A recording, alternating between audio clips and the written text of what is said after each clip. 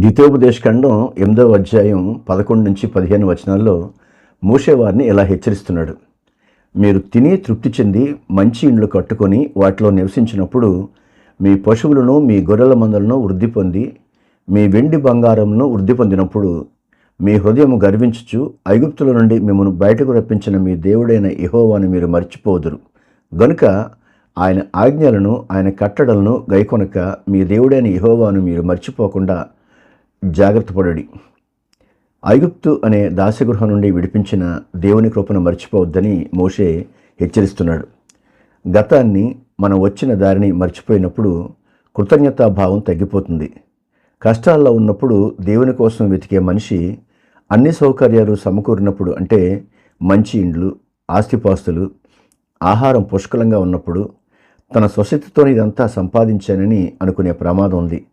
దీన్నే హృదయం గర్వించుట అని మోషే వర్ణించాడు.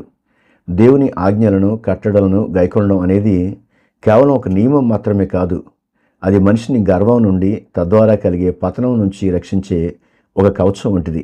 ప్రార్థన. ప్రభువా, మా జీవితాల్లో మీరిచ్చే సమృద్ధిని చూసి మా హృదయాలు గర్వించకుండా సహాయం చేయండి.